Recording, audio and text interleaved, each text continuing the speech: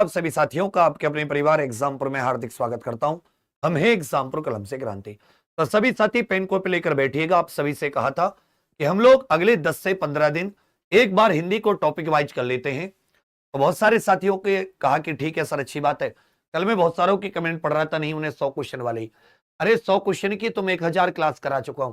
अभी आप लोग एक बार टॉपिक वाइज कर लोगे तो छोटी छोटी कुछ चीजें आपको और समझ में आ जाती हैं और अच्छे से आपका स्कोर बढ़ जाता है। ये यूपीएसआई का पेपर उनके लिए भी रामबाण सिद्ध होगी और जो आप लोग कांस्टेबल वाले हैं आपके लिए भी। तो सबके सब पेन कॉपी लेकर बैठ रहा। रोज रात 8 बजे ये हिंदी की क्लास होती है और सबसे पहले मैं वो सबसे इंपॉर्टेंट आपके लिए टॉपिक लेकर चल रहा हूं कि जो पूछे जाते हैं और जिसमें दिक्कत होती है। वर्णमाला खत्म हो गई, आज हमारा सती संज्ञा का टॉपिक है। तो देखिए, सबसे पहले प्रयोग के आधार पर अगर आप शब्द देखोगे तो प्रयोग के आधार पर शब्द के दो भेद होते हैं। कितने भेद होते हैं? दो भेद। एक होते हैं विकारी शब्द। विकारी मतलब जिनमें लिंग वचन कारक के अनुसार परिवर्तन आ जाता है। विकारी के चार भेद हो जाते हैं। संज्ञा, संज्ञा के स्थान पर प्रयुक्त होने वाले सर्वनाम, फिर आ जाते संज्ञा सर्वनाम की विशेषता बताने वाले विशेषण, और किसी काम के बारे में सूचना देने वाले शब्द क्रिया।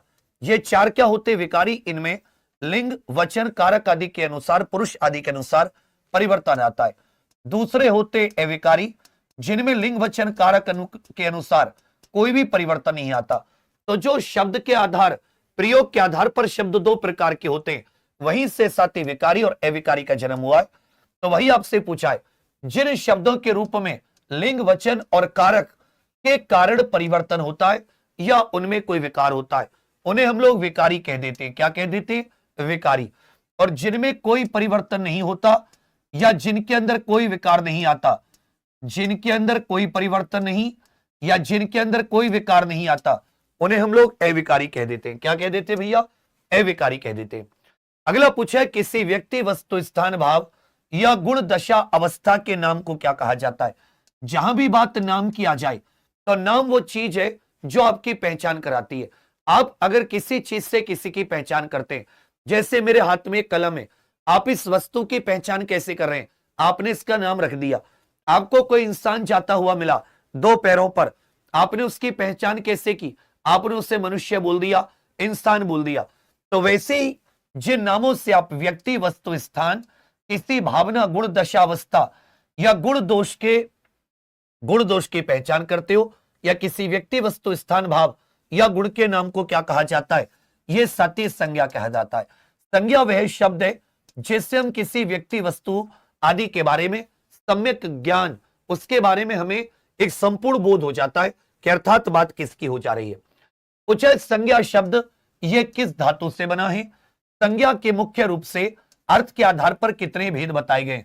मुख्य रूप से कितने भेद भी पूछ सकता है और अर्थ के आधार पर भेद भी पूछ सकता है। अर्थ के आधार पर तो देखिए, संज्ञा जो है यह सती ज्ञा धातु से बना है, जिसका अर्थ होता है सम्यक ज्ञान।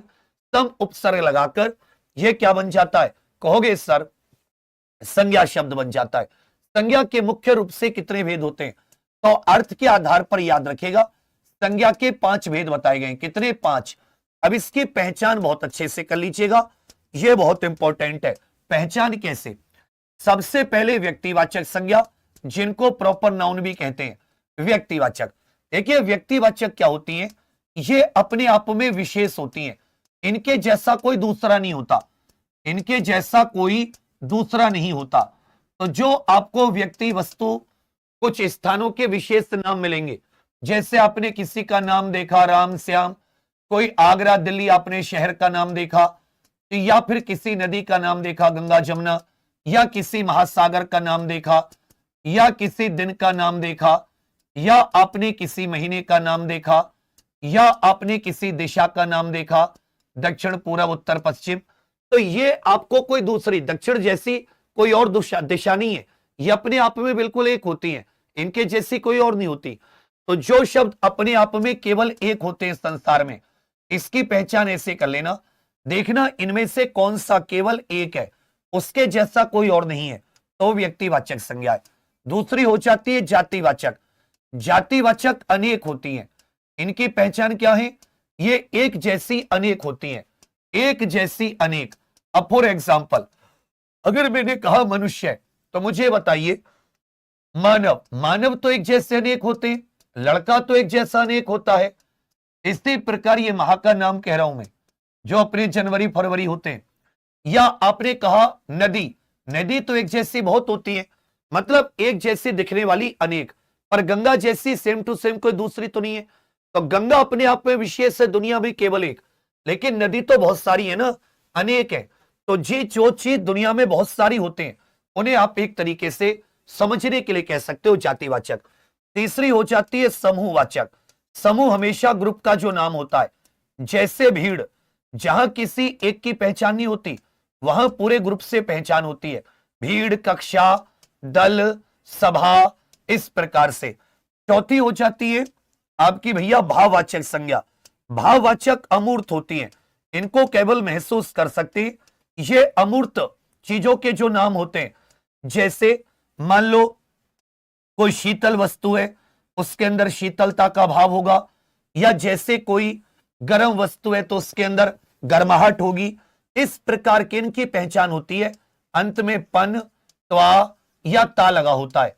अंत में पन, त्वा या ता ये प्रत्यय होता है, यहां से पहचान हो जाती है।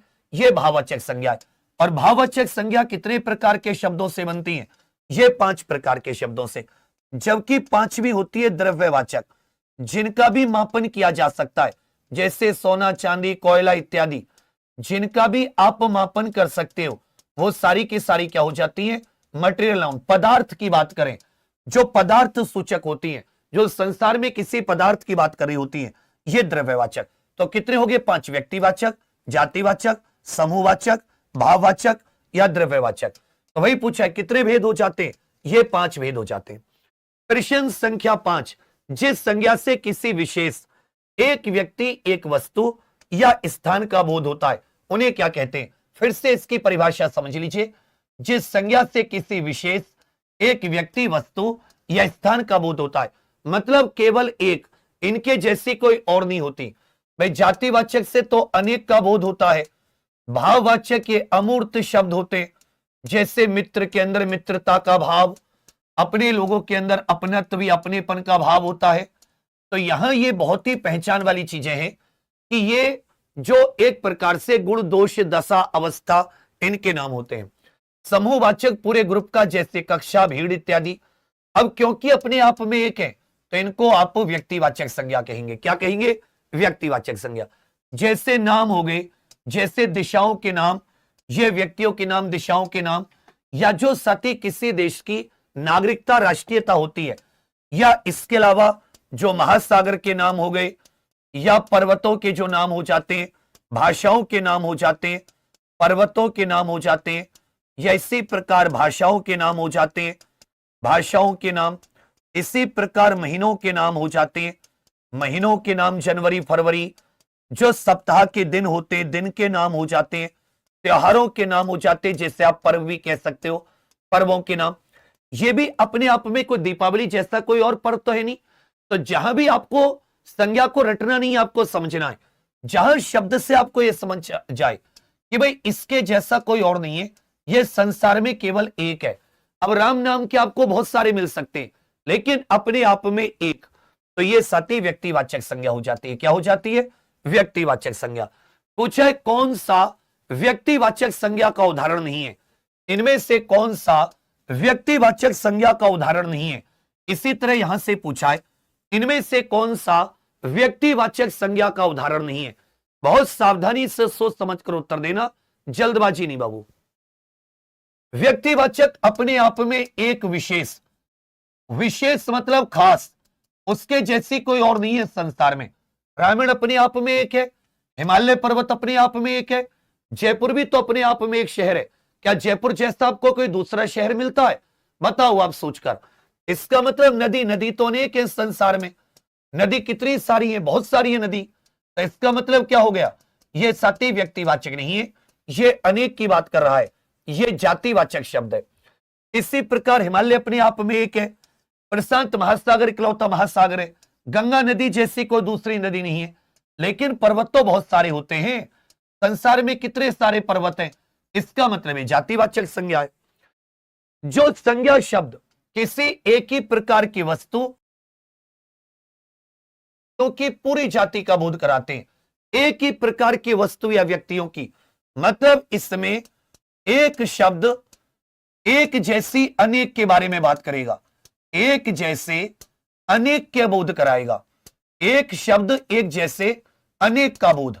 अब जैसे इसमें ध्यान दीजिएगा, जितने भी हमारे रिश्ते नाते होते हैं, जितने भी हमारे रिश्ते नाते होते हैं, जैसे भाई बहन ये सब, या जितने भी बच्चे प्रोफेशन होते हैं, प्रोफेशन होते हैं ना, व्यवसाय, जैसे डॉक्टर वकील इत्यादि, ये सारे के सारे जितने भी पद होते हैं, जितने भी पद हो जाते हैं, या इसी प्रकार याद रखिएगा जितने भी आपकी आपदाओं के नाम होते हैं, आपदा इत्यादि के नाम हो जाते हैं, जैसे आंधी तूफान, तो ये भी तो एक जैसी ही जाति का बोध कराने वाले, एक ही प्रकार की वस्तु या व्यक्तियों का बोध कराने वाले संज्ञा शब्दों को जातिवाचक संज्ञा शब्द कहते हैं।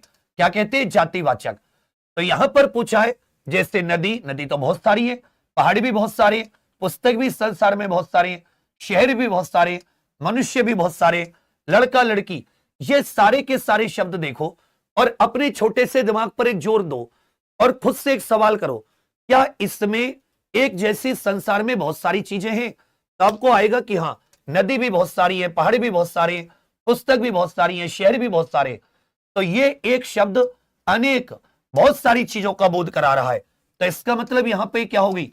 ये सारी की सारी जातिवाचक संज्ञा होगी।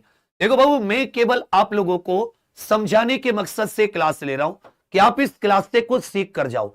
मुझ पे जल्दबाजी करने का लोड मत डालना, मैं माफी चाहूंगा।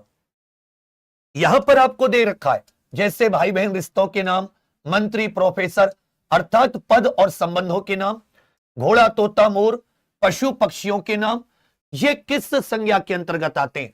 अब देखो, संसार में क्या घोड़ा एक होता है? संसार में तो अनेक घोड़े, इसी प्रकार संसार में तो अनेक मोर है, अनेक हाथी है, संसार में बहुत सारे मंत्री हो सकते हैं।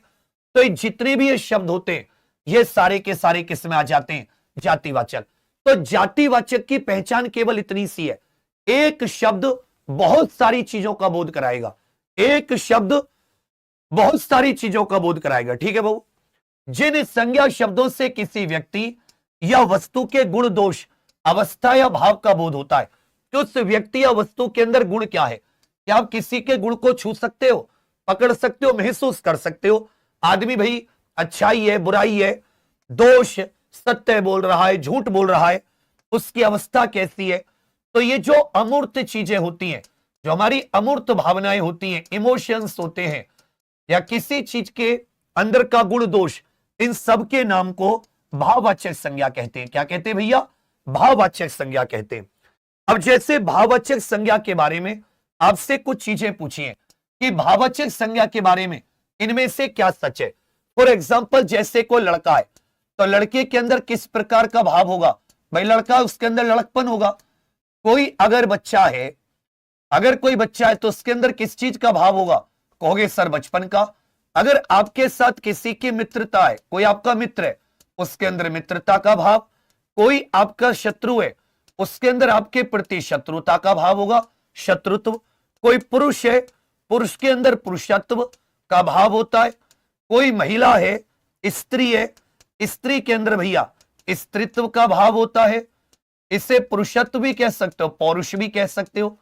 इसी प्रकार अगर कोई साथी, ये सारे के सारे, तो एक चीज आपके समझ में आ रही है कि भाववाचक संज्ञाओं में पन, ता अथवा त्वय प्रत्यय लगता है, ये इसकी पहचान है। क्या भाववाचक संज्ञा को छू सकते हैं? क्या इनका कोई अर्थ नहीं होता? क्या ये हमेशा दिखाई देती है? नहीं, इन्हें केवल महसूस, इंद्रिय या मन से महसूस किया जा सकता है, ये अमूर्त होती है। अब जैसे यहां पर एक एग्जाम्पल दे दिया, भाई गर्म चीज के अंदर गर्मी का भाव, सर्द के अंदर सर्दी का, बूढ़े के अंदर बुढ़ापा, बुढ़ापा हमारी एक अवस्था है, मीठी चीज के अंदर मिठास, ये किस प्रकार की संज्ञाएं? ये सारी की सारी भाववाचक, ये सारी की सारी भाववाचक। क्या मिठास को आप छू सकते हो? मिठास को तो महसूस कर सकते हो। तो इसका मतलब 13 का उत्तर भी, 14 का बिल्कुल सही उत्तर क्या जाता है? बड़े भैया बी आपका बिल्कुल सही है। प्रश्न संख्या 15 पर आ जाते हैं, ध्यान देना बाबू। सत्य की हमेशा विजय होती है। तो ये जो सत्य है, इसमें सत्य में पूछा है, इसी प्रकार बहुत सारे हो जाते हैं, जैसे अच्छाई हो जाती है, जैसे बुराई हो जाती है। देखो सच और झूठ, ये सच्चा झूठा ये विशेषण हो सकते हैं, लेकिन सच झूठ सत्य ये सारी की सारी क्या है, ये भाववाचक संज्ञा है। ये सारी की सारी क्या है, ये भाववाचक। कुछ भाववाचक संज्ञा ये विशेषण के तौर पर भी प्रयुक्त हो सकते हैं, जैसे सत्य वचन, वचन की विशेषता क्या है, सत्य, तो वो अलग चीज है। जैसे पांडु शब्द है, पांडु शब्द ये व्यक्तिवाचक संज्ञा भी है, भाई ये व्यक्तिवाचक के रूप में भी प्रयुक्त होती है, और पांडु शब्द विशेषण भी है। पांडु शब्द क्या है, विशेषण। तो कभी कभी एक शब्द अलग अलग रूप में भी प्रयुक्त हो सकता है। आगे आ जाते हैं, जिन संज्ञा शब्दों से किसी समूह या समुदाय का बोध होता है उन्हें क्या कहते हैं। एक बात बहुत अच्छे से याद रखिएगा, ये जो भाववाचक संज्ञा होती हैं ये 5 प्रकार के शब्दों से बनती हैं। कितने प्रकार के, 5 प्रकार से।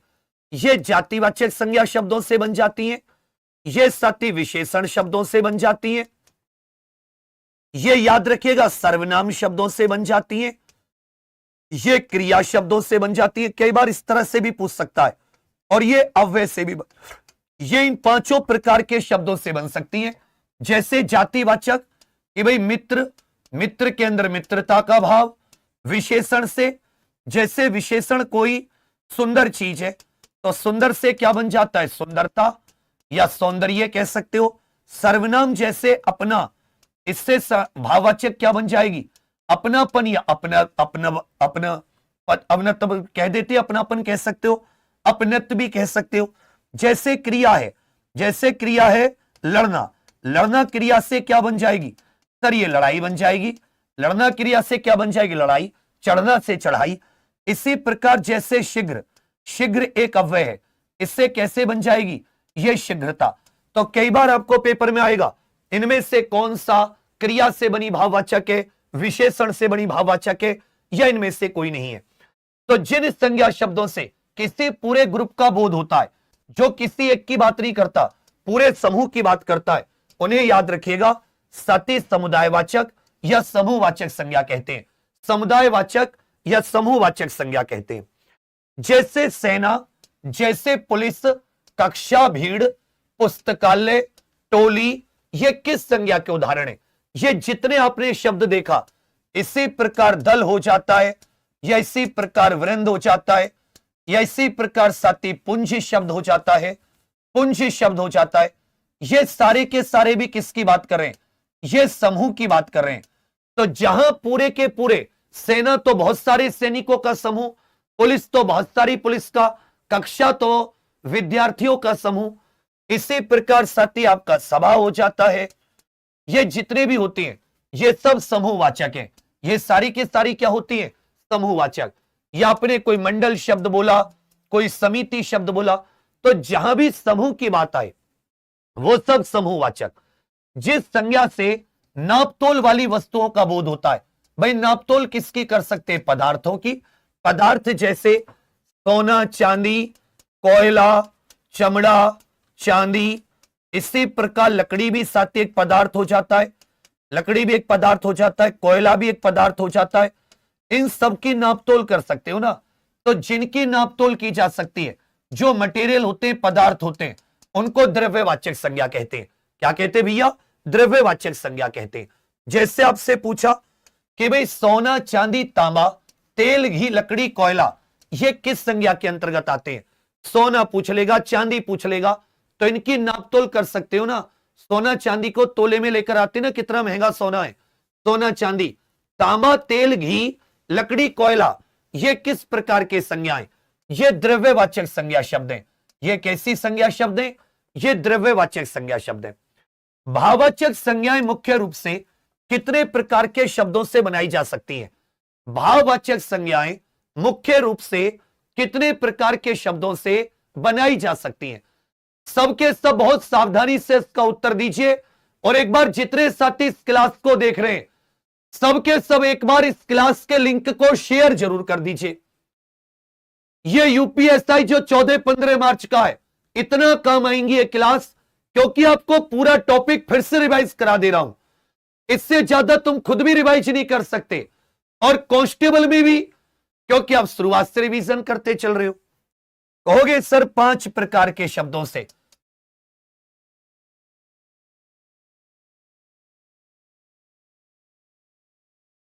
शब्दों से 5 प्रकार के शब्दों से। अब देखो वही पूछा है, मित्रता शब्द यह किस प्रकार के शब्दों से बनी? भाववाचक संज्ञा है। मित्रता शब्द अपनापन अथवा अपनत्व का निर्माण किस प्रकार के शब्द से हुआ है? ये जो भाववाचक संज्ञा शब्द है इसका निर्माण किससे हुआ है इनमें से? तो देखिए मित्र क्या होता है भाई? मित्र दोस्त, ये तो जातिवाचक है। ये शब्द कैसा है? जातिवाचक। आपके बहुत सारे मित्र हो सकते हैं। मित्र में ता प्रत्यय लगाकर मैंने क्या बना दी? ये मित्र था। इसका निर्माण जातिवाचक संज्ञा से हुआ है। इसका निर्माण किससे हुआ है? जातिवाचक संज्ञा से हुआ है। विशेषण से होता जैसे मीठा, मीठा शब्द से मिठास हो जाता, खट्टे से खटास। क्रिया से होता जैसे दौड़ना, यह साथी क्रिया शब्द है, इससे भाववाचक बन जाता दौड़, यह भाववाचक हो गई। अपना पराया, अपना क्या होता है? सर्वनाम। तो अपनत्व या अपनापन यह सर्वनाम से बनी है। यह किससे बनी है? सर्वनाम से। एक निजत्व शब्द भी होता है, निजता या निजत्व, यह भी किससे बनी है? यह भी सर्वनाम से। अब वैसे कैसे बनेगी? जैसे शीघ्र, यह शीघ्र क्या है? एक क्रिया विशेषण अव्यय, इसमें ता प्रत्यय लगा दिया, शब्द हो गया शीघ्रता। अब यह भाववाचक संज्ञा अव्यय से बन गई। 21 का है 22 का भी। मीठा विशेषण से बनी सही भाववाचक संज्ञा कौन सी है? इनमें से कौन सी भाववाचक संज्ञा यह मीठा विशेषण से बनी है? लिखाई और पढ़ाई संज्ञा यह किस प्रकार के शब्दों से? लिखाई और पढ़ाई यह भाववाचक है। लिखाई और पढ़ाई यह किससे बनी है? मैं लिखने के अंदर लिखाई का भाव, पढ़ने के अंदर पढ़ाई। लिखाई, पढ़ाई, चढ़ाई, लड़ाई, दौड़, यह सब किन शब्दों से बनी है? तो मीठा से बना मिठास। मीठा से क्या बनी? भाववाचक पूछी है, भाववाचक। अच्छे से याद रखिएगा, मिठास। तो मीठा विशेषण से भाववाचक मिठास। मिठाई जातिवाचक है। मिठाई तो बहुत सारी होती हैं, आपसे भाववाचक पूछा था, मिठास बिल्कुल सही है। यह क्रिया से बनी है। भाई लिखना एक क्रिया शब्द है कि भाई मैं लिख रहा हूं, ये तो क्रिया है ना, किसी काम के बारे में पता चल रहा है। लिखना से क्या बन गया? लिखाई। पढ़ना से क्या बन गया? पढ़ाई। दौड़ना से क्या बन गया? दौड़। तो ये क्रिया शब्दों से बनी भाववाचक संज्ञाएं। पूछा है दूरी और निकटता, इन भाववाचक संज्ञाओं का निर्माण किस प्रकार के शब्दों से हुआ है? दूरी और निकटता, इन भाववाचक संज्ञाओं का निर्माण किस प्रकार के शब्द से हुआ है? ये भी दोनों भाववाचक संज्ञाएं, इनका निर्माण। और बचपन शब्द जो है ये किस मूल शब्द से बना है? बचपन एक भाववाचक संज्ञा है। आपसे पूछा है इसका निर्माण कैसे हुआ है बचपन का? तो एक शब्द हो जाता है दूर, दूर से क्या हो गई? दूरी। एक शब्द होता है निकट, निकट से क्या हो गया? निकटता। तो दूर और निकट ये याद रखिएगा अव्यय हैं, ये अव्यय हैं। दूर हटो, निकट आओ, तो ये सब क्रिया विशेषण अव्यय है। दूर से दूरी, निकट से निकटता, ये अव्यय से बनी है। जबकि बच्चा क्या होता है? बच्चा तो जातिवाचक शब्द है, और जातिवाचक से क्या बन गया? ये भाववाचक बचपन। तो याद रखिएगा बचपन ये जातिवाचक संज्ञा से बनी है। बचपन शब्द, बचपन, लड़कपन, स्त्रीत्व, नारीत्व, पुरुषत्व, ये सब जातिवाचक संज्ञा शब्दों से बनी है। पूछे भाववाचक संज्ञा शब्द बनाने के संदर्भ में कौन सा जोड़ा गलत है? सुंदर से सुंदरता, शत्रु से शत्रुता, चढ़ना से चढ़ाई, लड़का से लड़की, इनमें से कौन सी भाववाचक संज्ञा का जोड़ा गलत है? थकावट शब्द का मूल शब्द क्या है और व्याकरण की किस श्रेणी में? थकावट क्या है? इसमें याद रखिएगा भाववाचक संज्ञा है। घबराहट, थकावट, जिनके अंत में घबराहट, थकावट, सजावट, सजावट, ये सब भी क्या हो जाती हैं? ये सब भी भाववाचक संज्ञा है। तो याद रखिएगा इस शब्द का निर्माण कैसे हुआ है? तो सुंदर विशेषण से सुंदरता, चढ़ना क्रिया से चढ़ाई, शत्रु जातिवाचक से शत्रुता, लड़का से लड़कपर बनना चाहिए था। लड़का से सही भाववाचक क्या बनता? ये लड़कपर बनता, जबकि उसका लड़की बना रखा था। थका हुआ इंसान या थका इंसान, तो यहां पर जो थका शब्द है ये एक प्रकार से क्या है, ये विशेषण शब्द है। भाई थका शब्द क्या होता है, एक प्रकार से है ना, थका हुआ व्यक्ति, तो उसी से क्या गया, थका के अंदर जो थका व्यक्ति होता है, इसके अंदर किसका भाव हो जाता है, कहोगे सर, इसके अंदर एक प्रकार से आप कहोगे थकने का भाव, थकावट है। समझे मेरी बात। चलिए आगे आ जाते हैं। भाववाचक संज्ञा बनाने के लिए मूल शब्दों के अंत में क्या जोड़ा जाता है, भाववाचक संज्ञा बनाने के लिए मूल शब्दों के अंत में क्या जोड़ा जाता है। आज आप जितनी चीजें पढ़ रहे हैं बिल्कुल सीक्वेंस से पढ़ रहे हैं, एक एक संज्ञा का कोना कोना क्लियर हो जाएगा। बस आप लोग सावधानी से उत्तर दो, जल्दबाजी मत करना। कहोगे अभी तो हमने बार बार हमने मूल शब्द के साथ में क्या लगाया है, हमने बार बार प्रत्यय लगाया है बच्चा। इसका मतलब भाववाचक संज्ञा बनाने के लिए क्या लगाया जाता है, प्रत्यय लगाया जाता है। पंडित जी भारत के पहले प्रधानमंत्री थे, यहां पंडित शब्द ये किस संज्ञा के रूप में आया है, तो देखिए संज्ञा आपस में बदलती भी है, जैसे जातिवाचक का व्यक्तिवाचक के रूप में और व्यक्तिवाचक का जातिवाचक के रूप में। कैसे, पंडित जी, तो जो पंडित शब्द है एक कैटेगरी बता रहा है, एक वर्ग बता रहा है, यह जातिवाचक संज्ञा शब्द है। लेकिन यहां पर यह अनेक लोगों के लिए प्रयुक्त नहीं हुआ है, यह अनेक के लिए प्रयुक्त नहीं हुआ है। पंडित जी लगने से इसका प्रयोग एक खास व्यक्ति के लिए किया जा रहा है, एक विशेष व्यक्ति के लिए। किसके लिए, पंडित नेहरू जी के लिए, जवाहरलाल नेहरू। यहां पर ब्रैकेट में भी दे रखा है, हो सकता है पेपर में ब्रैकेट में ना आए। इसका मतलब जो शब्द अनेक के बारे में बताता था, बहुत सारे लोगों के बारे में, अब वो शब्द किसी एक खास व्यक्ति के बारे में, तो भूल जाने जातिवाचक है। देखना उसका प्रयोग कैसे हुआ है, क्योंकि पंडित जी शब्द एक खास व्यक्ति को बता रहा है, तो यहां पर जातिवाचक का शब्द, जातिवाचक का प्रयोग व्यक्तिवाचक के रूप में हुआ है। जातिवाचक का प्रयोग किसके रूप में, व्यक्तिवाचक के रूप में। आज भी देश में जयचंदों की कमी नहीं है, आज भी देश में जयचंदों की कमी नहीं है। तो ये जो कुछ शब्द होते हैं तो ये व्यक्तिवाचक। भाई राजा जयचंद एक व्यक्तिवाचक संज्ञा है, लेकिन इनका जो प्रयोग किया जाता है ये किसी खास के लिए, लेकिन इनका जो प्रयोग किया जा रहा है इसका प्रयोग अनेक के बारे में बताने के लिए, अनेक के बारे में बताने के लिए इसका प्रयोग कैसे किया जा रहा है, अनेक लोगों के बारे में। तो यहां पर व्यक्तिवाचक का प्रयोग हुआ कैसे है, जातिवाचक के तौर पर। यहां जो जयचंद शब्द है यह जातिवाचक के तौर पर आया है, इसमें व्यक्तिवाचक का प्रयोग जातिवाचक के तौर पर। इसी प्रकार इसमें देखो, आप तो पूरे विभीषण निकले, जो घर का भेदी होता है एक प्रकार से। अब विभीषण शब्द व्यक्तिवाचक है, लेकिन इसका प्रयोग उन सब लोगों के लिए किया जा रहा है जो घर का भेद किसी दूसरे को बताते हैं, जो घर के भेदी होते हैं। तो व्यक्तिवाचक का प्रयोग यहां पर जातिवाचक के रूप में, व्यक्तिवाचक का प्रयोग यहां पर जातिवाचक के रूप में। यहां भी विभीषण शब्द यह जातिवाचक के रूप में प्रयुक्त हुआ है। जब व्यक्तिवाचक संज्ञा किसी समूह के दोष या गुण को बताने के लिए बहुवचन में प्रयुक्त होती है, तब वह क्या बन जाती है, जब व्यक्तिवाचक संज्ञा किसी समूह के दोष या गुण को बताने के लिए बहुवचन में प्रयुक्त हो जाती है। जैसे जयचंद शब्द जयचंदो बन गया, बहुत अच्छा क्वेश्चन है, ध्यान दीजिएगा। जयचंदो, विभीषण शब्द विभीषणों बन गया।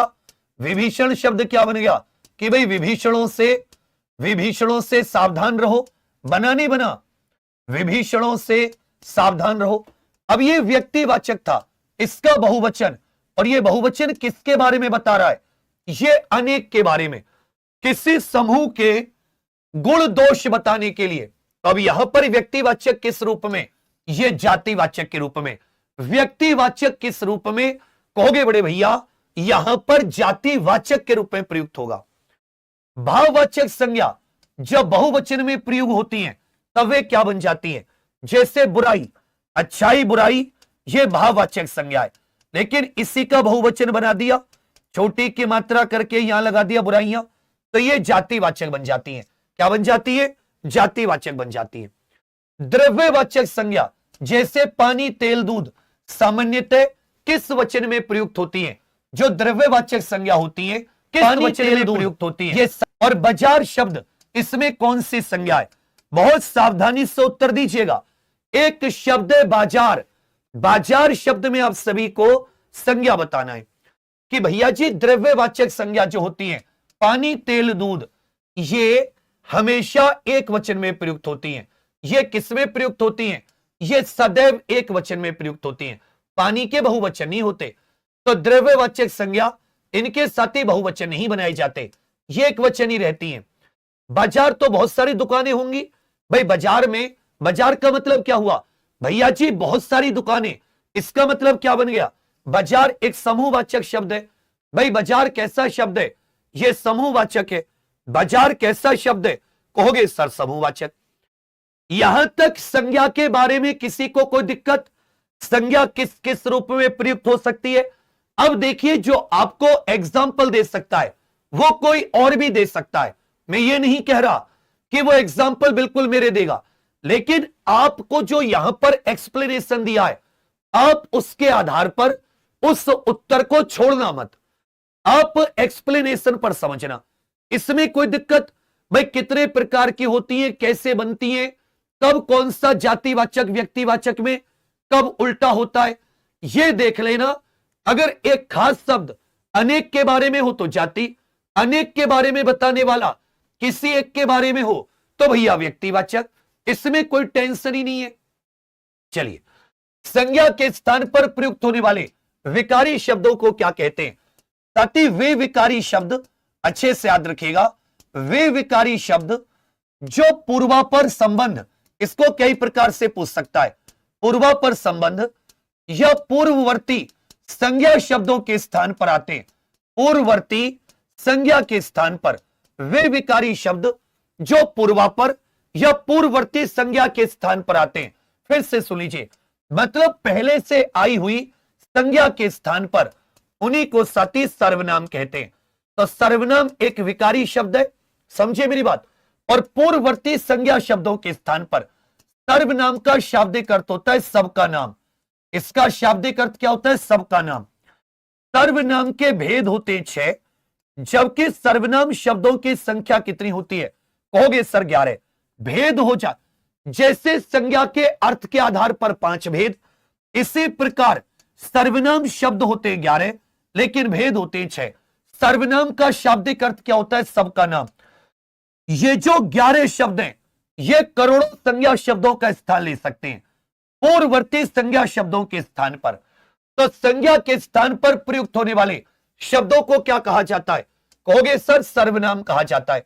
यह बताइए, सर्वनाम विकारी होते हैं या सर्वनाम शब्द अविकारी होते हैं? यह बता के चलिए, सर्वनाम शब्द ये विकारी होते हैं या ये अविकारी होते हैं?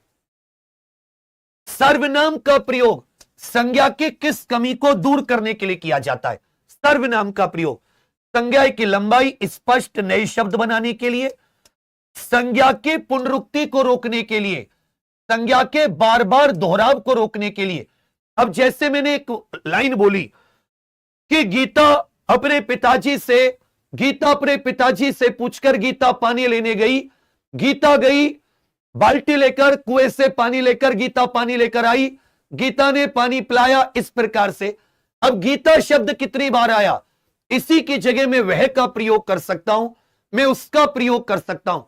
तो संज्ञा के दोहराव को रोकने के लिए अब सर्वनाम का प्रयोग करते हैं। हिंदी में मूल सर्वनाम शब्द कितने होते हैं और सर्वनाम के मुख्य कितने भेद हैं? इसके भेद मुझे साथी लिख लेने देना, उसी में आपको मूल सर्वनाम शब्द बता दूंगा। देखिए, जो बोलने वाले, सुनने वाले और किसी व्यक्ति के स्थान के नाम पर उन्हें पुरुषवाचक सर्वनाम कह देते। इसके फिर से 3 भेद होते हैं, उत्तम पुरुष, मध्यम पुरुष सामने वाले के लिए और साथ ही अन्य पुरुष। दूसरा हो जाते हैं निश्चयवाचक, पास की चीजों को निश्चित रूप से दर्शाने के लिए। अनिश्चयवाचक, जिसके बारे में निश्चित रूप से पता ना हो, ऐसी संज्ञा के स्थान पर फिर आ जाते भैया संबंधवाचक, जो सो में क्या जाते संबंधवाचक, जो आपस में संबंध बताते। एक आ जाते प्रश्नवाचक और छठा भेद हो जाता है, याद रखिएगा, निजवाचक सर्वनाम। निजवाचक कई बार पूछ लेता है इसमें से कौन सा सर्वनाम का भेद नहीं है, उसमें संज्ञा का भेद घुसा देगा या विशेषण का भेद। पुरुषवाचक सर्वनाम में याद रखिएगा, मैं ये एक वचन में, इसी प्रकार तू भी कई जगह आ जाता है, तुम भी कई जगह आ जाता है, ये मध्यम में। निश्चयवाचक में हो जाते यह और वह, अनिश्चयवाचक में हो जाते कोई और कुछ, अनिश्चयवाचक में, संबंधवाचक में आ जाते जो सो, इसी प्रकार प्रश्नवाचक में आ जाते कौन और क्या, और निजवाचक में हो जाते आप, जहां आप का अर्थ होता है स्वयं, किसी को अपने खुद के लिए जब आप शब्द का प्रयोग करते हैं। अब ध्यान देना, 1 2 3 4 5 6 7 8 9 10 और 11, तो मूल सर्वनाम शब्द कितने होते हैं? कहोगे बड़े भैया ये 11 हो जाते हैं, जबकि सर्वनाम के भेद कितने? कहोगे सर 6 भेद। सर्वनाम के भेद कितने होते? 6। और मूल सर्वनाम शब्दों की संख्या कितनी होती है? कहोगे सर 11 होती है। बोलने वाले, सुनने वाले या किसी अन्य व्यक्ति के लिए जिन सर्वनाम शब्दों का प्रयोग होता है उन्हें क्या कहते हैं? थोड़ी सी स्पीड बढ़ाते हैं। और पुरुषवाचक सर्वनाम के कितने भेद होते हैं? पुरुषवाचक सर्वनाम, बोलने वाले, सुनने वाले, तो जिन संज्ञा शब्दों, जिन सर्वनाम शब्दों का अप्रयोग व्यक्तिवाचक संज्ञा या किसी, आप ये कह सकते हैं व्यक्ति के नाम के स्थान पर, व्यक्ति के नाम के स्थान पर करते हैं। अब व्यक्ति कौन हो सकता है? व्यक्ति हो सकता है किसी चीज को बोलने वाला, मतलब वक्ता के नाम के स्थान पर, तो यह हो जाता है उत्तम पुरुषवाचक। क्या हो जाता है? उत्तम पुरुष। हो सकता है सुनने वाले, जो सामने वाला होता है, वो हो जाता है मध्यम पुरुष, अर्थात श्रोता के लिए, सामने वाले के लिए। और किसी तीसरे अन्य के लिए, किसी थर्ड पर्सन के लिए, दो लोग बोल रहे हैं किसी तीसरे के बारे में, वो हो जाता है अन्य पुरुष। अन्य पुरुष, तो ध्यान दीजिएगा, बोलने वाले, सुनने वाले या किसी अन्य व्यक्ति के लिए जिन सर्वनाम शब्दों का प्रयोग होता है उन्हें साथी क्या कहा जाता है? पुरुषवाचक सर्वनाम। पुरुषवाचक सर्वनाम के खुद कितने भेद होते हैं? एक हो गया साथी उत्तम पुरुषवाचक, ये वक्ता के लिए, बोलने वाले के लिए। इसमें आ जाते हैं मैं, हम, अपने लिए। आप जो, अगर आप बोल रहे हो तो अपने लिए आप किन शब्दों का प्रयोग करोगे? एक बार बोल के देखो, मैं बाजार जा रहा हूं, हम बाजार जा रहे, तब स्वयं के लिए इन्हीं का प्रयोग करोगे, अपने नाम के स्थान पर। ये नहीं कहोगे मैं विवेक बाजार जा रहा हूं, मैं बाजार जा रहा हूं। सामने वाले के लिए तुम बाजार जा रहे हो, तुम लोग बाजार जा रहे हो, तुम लोग। एक साथ ही इसमें तू हो जाता है, तू का बहुवचन क्या बन जाएगा? तुम लोग। तू बाजार जा रहा है, सामने वाले के लिए। ये बाजार जा रहे हैं, वे बाजार जा रहे हैं, ये हो गया अन्य पुरुष। तो बोलने वाले, सुनने वाले या किसी अन्य व्यक्ति के लिए जिन सर्वनामों का प्रयोग होता है ये पुरुषवाचक। और पुरुषवाचक के स्वयं कितने भेद होते हैं? ये 3 भेद होते हैं। बोलने वाला अर्थात जो वक्ता होता है अपने लिए किस पुरुषवाचक सर्वनाम का प्रयोग करता है? बोलने वाले के लिए किन पुरुषवाचक का? इसमें भी साथी एक वचन और बहुवचन। यदि बोलने वाला एक है, एक वचन में, वो मैं का प्रयोग करेगा, और बहुवचन में वो हम का प्रयोग करेगा। तो बोलने वाला फर्स्ट पर्सन बोल देते हैं, उत्तम पुरुष। श्रोता के लिए मध्यम पुरुष, और अन्य के लिए, किसी तीसरे व्यक्ति के लिए कहोगे सर अन्य पुरुष। मैं और हम, ये किस प्रकार के सर्वनाम है? मैं और हम, इनका उपयोग व्यक्ति स्वयं के लिए करता है। भाई मैं और हम, इन शब्दों का प्रयोग आप किसके लिए करते हो? खुद के लिए करते हो ना, और खुद को इंसान उत्तम मानता है, तो याद रखेगा उत्तम पुरुषवाचक सर्वनाम, उत्तम पुरुषवाचक सर्वनाम। सुनने वाले श्रोता के लिए किन सर्वनाम शब्दों का प्रयोग किया जाता है? सुनने वाले श्रोता के लिए तो, तुम, यहां आप संबोधन में आदर सूचक, या अगर संबोधन में प्रयुक्त होता है तो यह मध्यम पुरुष होता है, आदर सूचक। सुनने वाले, जो आपकी बात सुनना है, जैसे सामने वाले के लिए तू, तुम, इस प्रकार से, तो सामने वाला यह हो जाता है मध्यम पुरुष, सामने वाला मध्यम पुरुष। इसमें एक वचन में तू, तुम भी हो जाता है, तू का बहुवचन तुम लोग हो जाता है। भाई तू का बहुवचन क्या बन जाएगा? एक वचन, इसका बहुवचन क्या बन जाएगा? तुम लोग। इससे याद रखिएगा, तो का बहुवचन क्या बनता है? तुम लोग बनता है। तो तू, तुम, आप, इन शब्दों का प्रयोग किसके लिए होता है? सामने वाले के लिए, सुनने वाले के लिए, श्रोता के लिए। तो श्रोता के लिए अच्छे से याद रखेगा, मध्यम पुरुषवाचक का प्रयोग। श्रोता के लिए मध्यम पुरुषवाचक का प्रयोग। प्रश्न संख्या 49, जिसके बारे में बात की जाए, जैसे मैं और आप बात कर रहे हैं कि यार ये तो बहुत होशियार है, या ये तो होशियार है, ये तो बहुत होशियार है। मैं और आप बात कर रहे हैं और किसी तीसरे के बारे में, या ये कह रहे यार इसके नंबर तो अच्छे आ रहे हैं, इसके नंबर तो अच्छे आ रहे हैं। हम लोग इस प्रकार से बोल रहे हैं कि भाई इसके नंबर तो अच्छे आ रहे हैं। अब यहां पर इसका मतलब क्या हुआ कि ये तो बहुत होशियार है, इसके नंबर। हम लोग, मैं और आप, किसी तीसरे के बारे में बात कर रहे हैं, अर्थात अन्य पुरुष। ये तीसरे के लिए, इसको अंग्रेजी में थर्ड पर्सन कहते हैं। इसके लिए वह, वे, यह, ये, इसका, उसका, इन सब का प्रयोग, ये सब अन्य पुरुषवाचक सर्वनाम है। ये कैसे कहोगे सर? अन्य पुरुषवाचक सर्वनाम, यह और वह, ये निश्चयवाचक होते हैं अगर अलग अलग आए, लेकिन इनका प्रयोग अन्य पुरुष में भी हो सकता है। समझे मेरी बात? चलिए, पूछा है, जो सर्वनाम किसी पास या दूर की वस्तु का निश्चित बोध कराते हैं। यह बहुत इंपॉर्टेंट है। जैसे मैंने कहा, यह मेरा घर है, यह मेरा घर है। अब ये जो घर है, इसका निश्चित बोध क्या हो रहा है कि ये मेरा है। ये निश्चय बोध करा रहा है, निश्चित, कि घर और यह, इनमें क्या ताल्लुक है कि यह घर निश्चय रूप से मेरा है।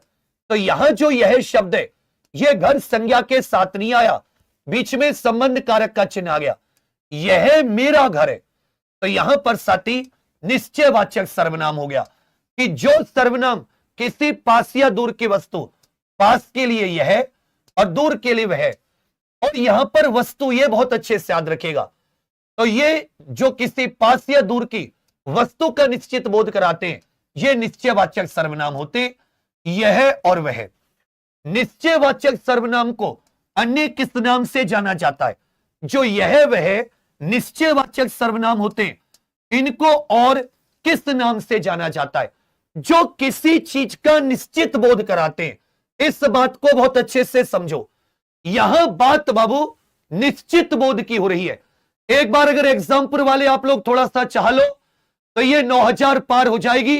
और ऐसा ही वालों, क्लास 8 बजे शुरू होती है, तुम 8 बजे क्यों नहीं आते? मेरी समझ में नहीं आया।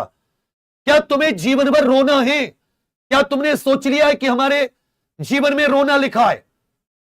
अपनी नहीं, अपने माता पिता की तकलीफों का सोच लो। संकेतवाचक भी कह देते हैं, क्योंकि पास या दूर की वस्तु को संकेत की, यह मेरा घर है। ठीक है भैया, यह मेरा घर है। इस वाक्य में यह कौन सा सर्वनाम है? यह मेरा घर है, वह तुम्हारी पुस्तक है। यहां पर जो साथी यह वह का प्रयोग किया गया है, यह किस प्रकार का सर्वनाम है? यह मेरा घर है, वह तुम्हारी पुस्तक है। यहां पर किस प्रकार के सर्वनाम है? यह दोनों में बच्चा निश्चयवाचक सर्वनाम है। यहां दोनों में किस प्रकार के सर्वनाम है? कहोगे सर निश्चयवाचक सर्वनाम है।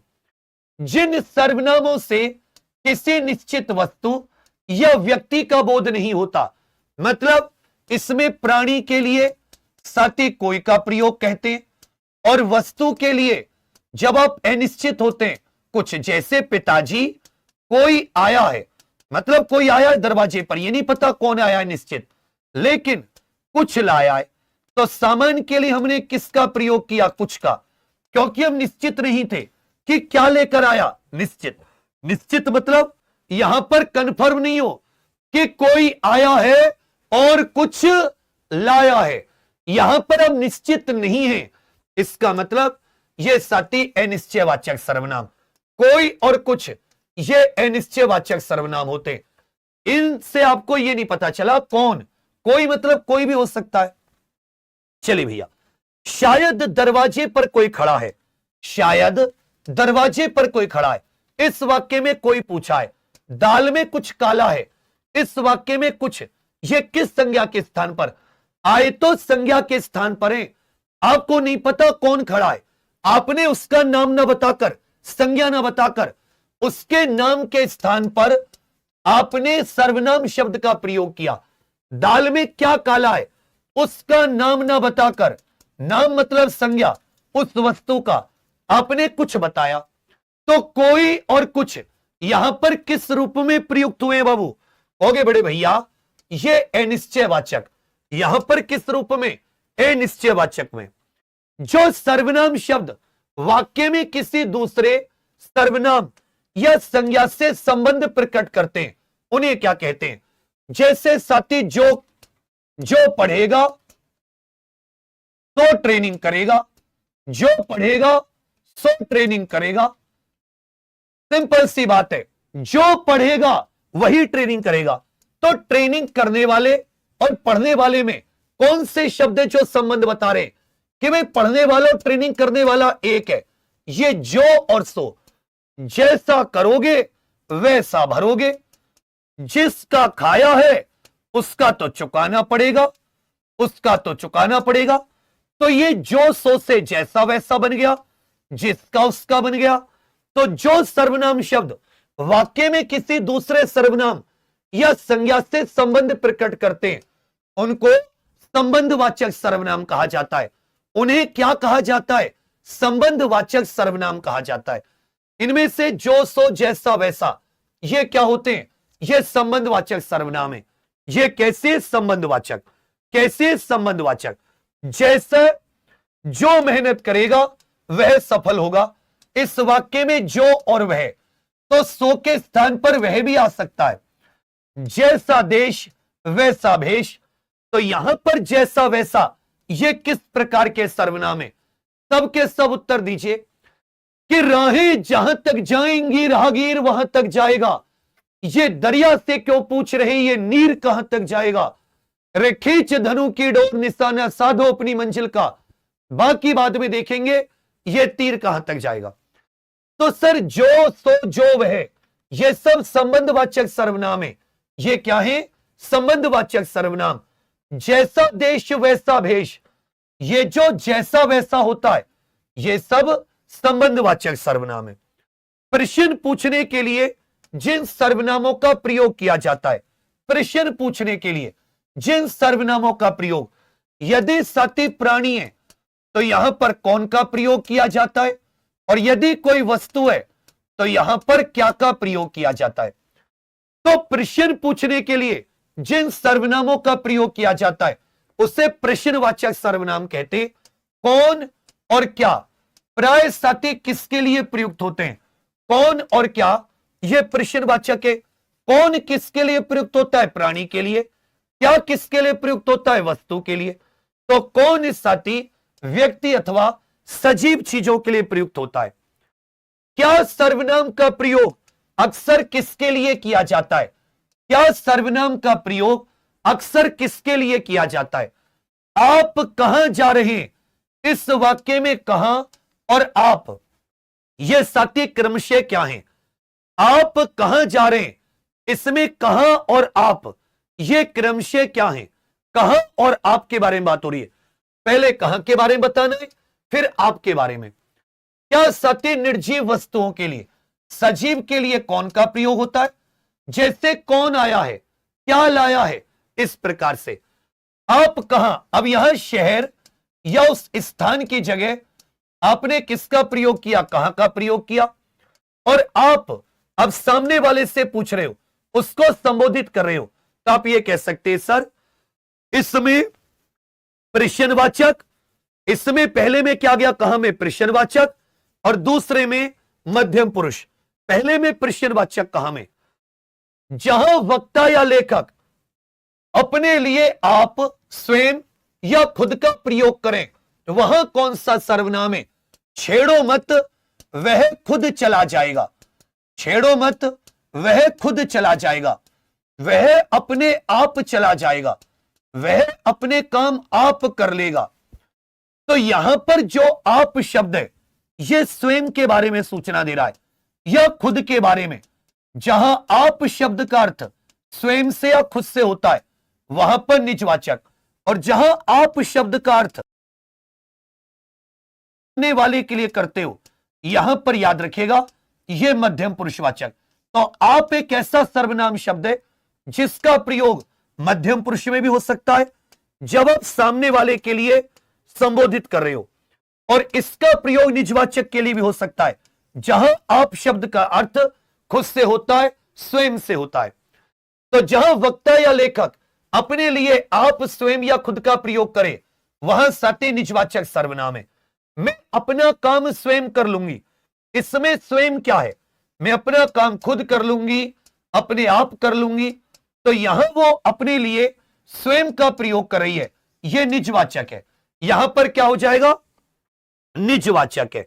वह स्वतः ही चला गया, या स्वतः कह सकते हो, या स्वयं ही चला गया, स्वयं ही चला गया। तो यहां जो स्वतः या स्वयं है, इसमें सत्य कौन सा, स्वतः का मतलब है वो खुद ही चला गया, वो स्वयं ही चला गया। तो यहां पर स्वतः शब्द ये स्वयं या खुद से, इसका भेद हो रहा है। अब इसमें बताइए आप शब्द का प्रयोग निजवाचक और डैश कितने में रूप में हो सकता है। तो स्वतः मतलब यहां पर स्वयं या खुद का अर्थ निकला, तो आप अर्थ पे जाना, यहां पे निजवाचक सर्वनाम है। आप किस पर जाना, अर्थ पर, यहां पर निजवाचक है। आप शब्द का प्रयोग निजवाचक और मध्यम पुरुष सर्वनाम सामने वाले श्रोता को संबोधित करने के लिए, सामने वाले को संबोधित करने के लिए, सामने वाले को आगे पूछा है सर्वनाम शब्दों में किसका प्रभाव नहीं पड़ता, या सर्वनाम शब्दों के विकारी रूप किसके आधार पर नहीं बनते। जैसे आपने कहा वह आता है, वह आती है, वह आता है, वह आती है। एक चीज आपने देखा कि यहां पर जो सर्वनाम है, जो यहां पर साती है, वह, ये सर्वनाम, ये पुल्लिंग के लिए भी वैसा है, ये स्त्रीलिंग के लिए भी वैसा है। इसका मतलब जो लिंग होते हैं, लिंग के अनुसार सर्वनाम पर कोई प्रभाव नहीं पड़ता। तो लिंग के अनुसार सर्वनाम के विकारी रूप नहीं बनते। इसके अलावा वचन से बनते, पुरुष से बनते, कारक से बनते। लेकिन याद रखिएगा लिंग के आधार पर सर्वनाम में कोई प्रभाव नहीं पड़ता। या आप ये भी कह सकते भैया कि लिंग के आधार पर सर्वनाम के विकारी शब्द नहीं बनते। वह सो रहा है, वह सो रही है, यहां वह में परिवर्तन क्यों नहीं हुआ। इस वाक्य में जो वह है यह पुल्लिंग के लिए भी वैसा, स्त्रीलिंग के लिए भी वैसा, क्योंकि सर्वनाम उस पर लिंग का प्रभाव नहीं पड़ेगा। ये दोनों स्त्रीलिंग पुल्लिंग में एक जैसा रहेगा। सर्वनाम का रूप किसके अनुसार बदलता है, यह क्वेश्चन बहुत इंपॉर्टेंट है। सर्वनाम का रूप यह किसके अनुसार बदलता है। कभी कभी सर्वनाम का जो रूप होता है यह किसके अनुसार बदलता है। कहोगे सर लिंग के अनुसार तो बदलता नहीं है, यह वचन और कारक, वचन कारक और पुरुष के अनुसार जरूर बदलता है। मैंने, मुझे, मुझको, ये मैं सर्वनाम के किस कारण बने रूप हैं। तो जैसे साथी में से एक वचन में मैंने बन गया, बहुवचन में हमने बन गया। तो वचन के आधार पर मैंने मतलब साथी आप ये कह सकते हो किसके अनुसार, तुरंत बता दोगे। मुझे, मुझको, हमें, हमको, मुझसे, हमसे, ये सब किसके आधार पर। तो आप एक चीज देख रहे हो इसमें कारक विभक्ति लगी है। ये सब पढ़ेंगे इस टॉपिक वाइज में हम लोग धीरे धीरे। तो थोड़ा आपको हौसला बना के रखना है और आपको मुझसे प्रॉमिस करना है कि रोज रात 8 बजे अगले केवल 15 दिन की मोहलत मांग रहा हूं मैं, तुमसे कोई 1 साल नहीं मांग रहा। यह कारक के अनुसार विकारी रूप है। यह किसके अनुसार, कारक के अनुसार। सर्वनाम में कौन सा कारक नहीं होता, सर्वनाम के विकारी रूप इनमें से किस कारक के अनुसार नहीं बनते। किसे, किसको, किनको, ये किस सर्वनाम के रूप है। किसे, किसको, किनको, ये किस प्रकार के रूप है, ये किस प्रकार के हैं। जो किसे, किसको और किनको है, ये भैया किस प्रकार के रूप हैं, जो ये सर्वनाम के विकारी रूप हो गए। अब सोचो किसे, किनको, ये किस प्रकार के सर्वनाम रूप हैं। थोड़ा सा अगर आप दिमाग लगाओगे तो ये तुरंत का तुरंत, तुरंत का तुरंत चलिए, सर्वनाम में कौन सा कारक नहीं होता? कहोगे सर संबोधन कारक नहीं होता, संबोधन कारक नहीं होता। अब आप कौन और क्या, कौन और क्या और अनिश्चयवाचक क्या हो जाते हैं? कोई और कुछ। इसमें थोड़ा सा ध्यान दो कि जब आपने साथी कौन, कौन आया है, किसे लाया है, या कोई आया है, किसे लाया है, तो कोई से या कोई से पूछ लो, किसी से पूछ लो, किन्हीं से पूछ लो, किन से पूछ लो, कौन से पूछ लो, किन को पूछ लो, किसको पूछ लो। तो मेरे विचार में इसका एक बार और देख लेंगे, प्रश्नवाचक में बनने चाहिए। एक बार इसको और देख लेंगे। हमारा, तुम्हारा, उनका सर्वनाम शब्द के किस कारक रूप को दर्शाते हैं? इसमें रा लगा, हमारा, तुम्हारा, कहोगे सर संबंध कारक। वे सर्वनाम का बहुवचन रूप वे ही है, इसका एक वचन क्या होगा? तो वे सर्वनाम का एक वचन क्या हो जाएगा? वह। और यह का क्या हो जाएगा? साथी ये। यह से ये और वह से क्या बन जाएगा? वे बन जाएगा। यहां से ये और वहां से क्या बन जाएगा? वे। आप सर्वनाम का प्रयोग निजवाचक कम माना जाता है। आप सर्वनाम का प्रयोग निजवाचक कम माना जाता है। कोई तो होगा जो तुम्हारी मदद करे। इसमें कोई और जो, इसमें कौन सा सर्वनाम है? कोई और जो, इसमें कौन सा सर्वनाम है? कोई तो होगा जो तुम्हारी मदद करे। कोई तो होगा जो तुम्हारी मदद करे। आप सर्वनाम जब सत्य स्वयं के लिए होता है तो आप सर्वनाम क्या हो जाता है? ये निजवाचक। कोई आपको नहीं पता कौन? अनिश्चयवाचक। जो तुम्हारी मदद करेगा, कहोगे सर इसमें संबंधवाचक। हिंदी व्याकरण में संयुक्त सर्वनाम की अवधारणा यह मुख्य रूप से किस भाषाविद ने दी है? इसमें संज्ञा प्लस सर्वनाम, मतलब सर्वनाम शब्दों में संज्ञा शब्द भी लगे होते हैं, इसको संयुक्त सर्वनाम कह दिया जाता है। इस कॉन्सेप्ट को क्या कह दिया जाता है? संयुक्त सर्वनाम। एक रूस के वैयाकरण थे जिनका नाम था दीमशित्स। ये कहां के रहने वाले थे? कहोगे बड़े भैया ये रूस के रहने वाले थे। अब इसमें पूछा है कौन सा उदाहरण दो सर्वनाम के मेल से बना? एक संयुक्त सर्वनाम है, एक संयुक्त सर्वनाम है, संयुक्त सर्वनाम। तो ये जो साथी सबको, ये जैसे यहां पर ये संयुक्त सर्वनाम में आ जाता है। जो कुछ मिला उसी में खुश रहो, इसमें जो साथी जो कुछ है ये संयुक्त सर्वनाम है। कोई ना कोई, सब कोई, ये इस प्रकार के जितने भी होते हैं ये संयुक्त सर्वनाम होते हैं। कोई ना कोई, तो ये कोई ना कोई इत्यादि जो होते हैं ये कहोगे सर ये संयुक्त सर्वनाम होते हैं। ये दो सर्वनाम भी मिलकर बनते हैं, कभी कभी संज्ञा और सर्वनाम भी मिलकर बनते। तो किसी भी व्यक्ति, वस्तु या नाम के स्थान को क्या कहा जाता है?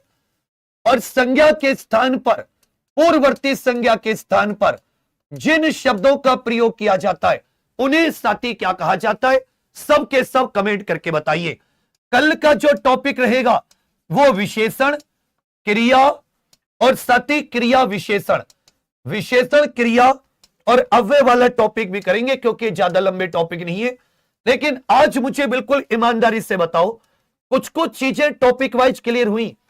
एक सर्वनाम का जो विकारी रूप होता है, सर्वनाम का विकारी, इसको भी हम लोग करेंगे, टेंशन मत लेना। धीरे धीरे कहीं दो टॉपिक, कहीं तीन टॉपिक, लेकिन मुझे एकदम ईमानदारी से सबका ये उत्तर चाहिए, सबका एकदम, कि आपको साथी ये क्लास कैसी लगी और जो मकसद हमने सोचा था क्या हम उस मकसद की पूर्ति कर पा रहे हैं? सबके सब बताइए। देखो जितने साथी से एग्जाम्पल पर देख रहे हैं, अभी हो सकता है आप में से बहुत सारे साथी ऐसे होंगे जिन्होंने एग्जाम्पल को सब्सक्राइब नहीं किया है। सबके सब कर लेना। मेरे बाद में कांस्टेबल की मैथ की क्लास होती है और साथ ही सुबह 7 बजे ये जीके में अगर तुम्हें हिंदी से आगे रहना है